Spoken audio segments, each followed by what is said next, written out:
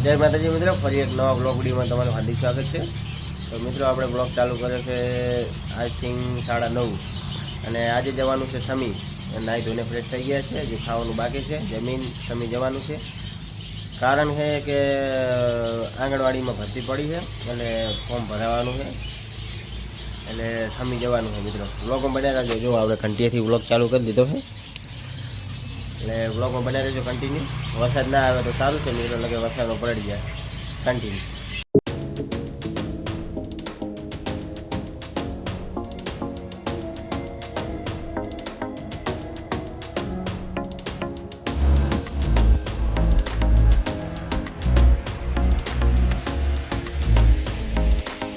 મિત્રો સમી તો હું ક્યારને આવી ગયો, પણ અડધો કલાક તો ફોર્મ ગોતવામાં જ નીકળી ગયો। જો ઘોષણા પત્ર રેઠાનું પ્રમાણપત્ર કેટલાક શ્રદ્ધા મારી છે કાગળિયા અમને। ચાલો હવે જઈને ફોર્મ ભરાઈએ અને આગળની પ્રોસેસ શું છે બધું જોઈએ। અને મિત્રો તમને જણાવી દઉં, જો સરકારી ઔદ્યોગિક તાલીમ સંસ્થા સમી ITI, આ આઈટીઆઈમાં કરતો આઈટીઆઈમાં ઘણી યાદો મારી જોડાયેલી છે મિત્રો।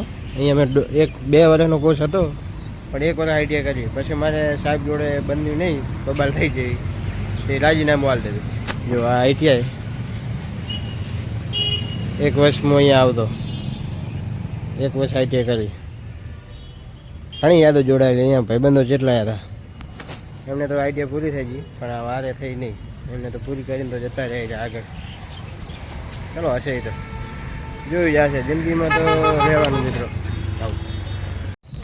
મિત્રો 2 વાગી જાય પણ હજુ આપણું કામ પૂરું થયું નહીં। જો અહીંયા બેઠો હું, મસ્ત છાંયો છે અહીંયા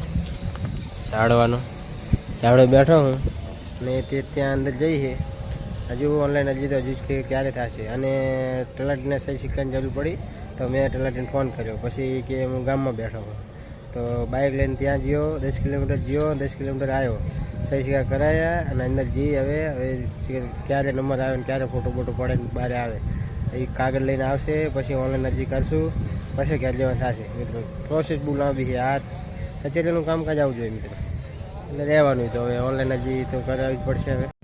તો હવે મિત્રો વાગી રહ્યા છે 3 અને અરજી કરી નાખી, ઓનલાઈન ફોર્મ ભરી નાખ્યું છે।